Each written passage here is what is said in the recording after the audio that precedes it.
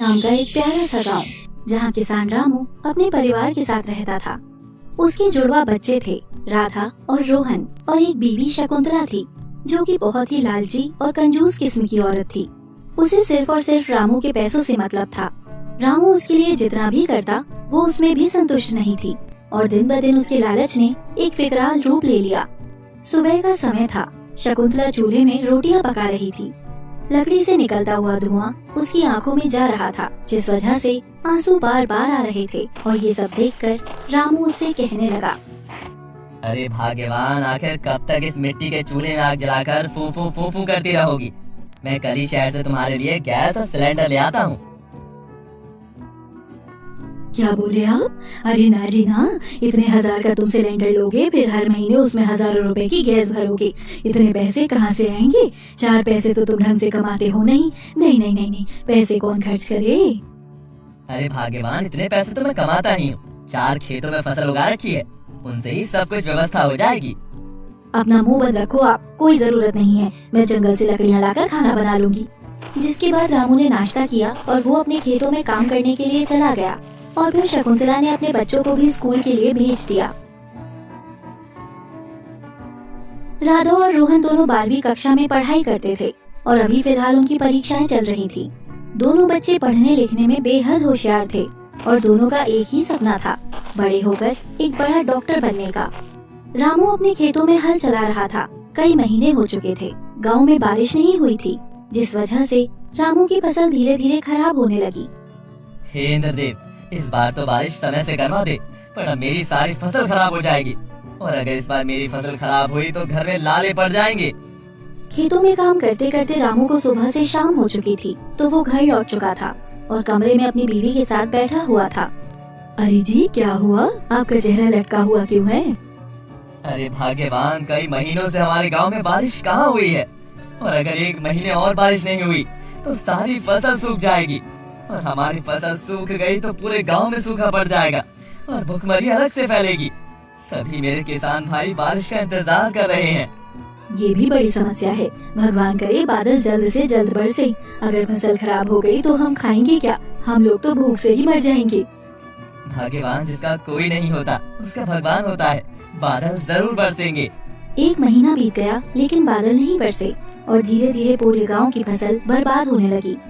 सभी को चिंता लगी हुई थी कि अगर इस बार बारिश नहीं हुई तो गांव में भूखमरी न फैल जाए, क्योंकि गांव के लोगों का गुजर बसर सिर्फ किसानी करके ही होता था।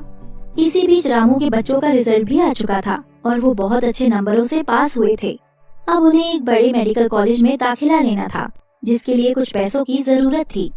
पापा, हम बहुत अच्छे नंबरों से पास हुए हैं। अब आप मेरा और मेरे भाई का एक अच्छे मेडिकल कॉलेज में दाखिला करवा दीजिए। हाँ पापा, हमें बहुत बड़ा डॉक्टर बनना है और आपका नाम रोशन करना है। ठीक है बेटा, मैं करता हूँ कुछ ना कुछ। मेडिकल कॉलेज में दाखिला करवाने के लिए भी लाखों रुपए लगेंगे। लाखों लाखों रुपए? क्या तुम लोगों का दिमाग ठीक है? कहाँ से आएंगे इतने पैसे? नहीं नहीं, कोई दाखिला नहीं होगा। 12वीं पास कर ली है, अब खेती में अपने पापा का हाथ बटाओ। कोई जरूरत नहीं है लाखों खर्च करने की। बाप रे बाप। शकुंतला, इनके भविष्य का सवाल है। नाना, मैंने मना कर दिया है। वैसे भी इस बार की फसल खराब हो चुकी है। शकुंतला के इतना बोलते ही आसमान में बादल गरजने लगे और पूरा मौसम बदल गया।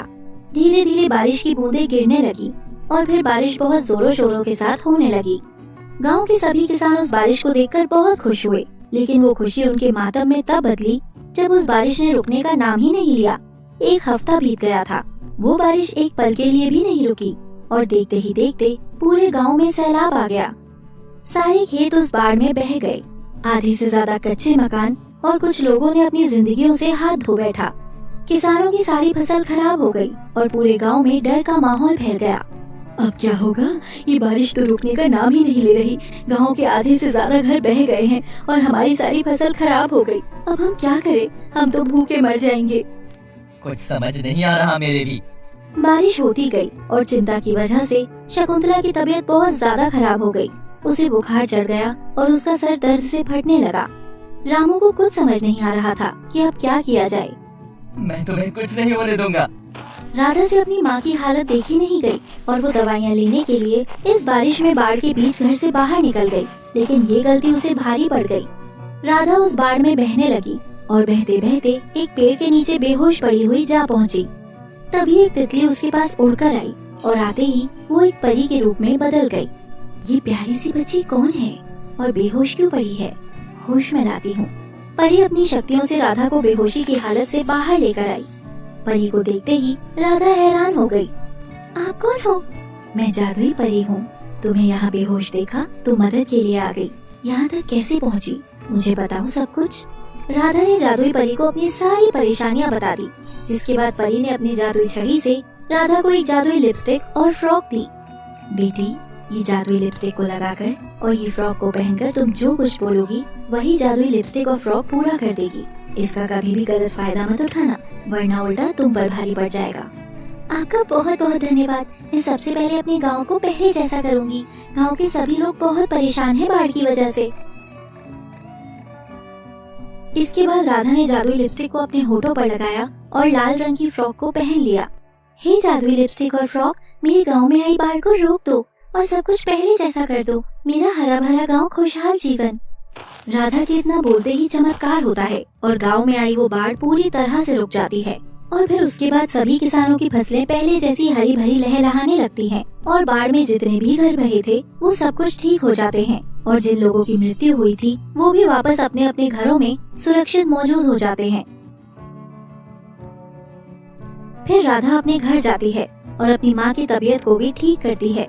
उसके बाद वो सारी बातें अपने पापा को बताती है। उसके पापा बहुत खुश होते हैं, लेकिन उसे जादुई लिपस्टिक और फ्रॉक को परी को वापस करने को कहते हैं ताकि कोई उसका गलत फायदा न उठा दे, खासकर उसकी लालची बीवी शकुंतला। बेटी, तुम ये जादुई लिपस्टिक और फ्रॉक परी को वापस कर दो। सब कुछ पहले जैसा हो चुका है। हम अपनी मेहनत से आगे बढ़ेंगे। तभी अचानक वहाँ खुद ब खुद परी प्रकट हो जाती है और रामू की इस बात से बेहद खुश होकर पूरे परिवार को आशीर्वाद देकर वहाँ से वो जादुई लिपस्टिक और फ्रॉक लेकर गायब हो जाती है। फिर पूरा गांव अपना जीवन खुशहाली से बिताने लगता है और एक दिन ऐसा भी आता है राधा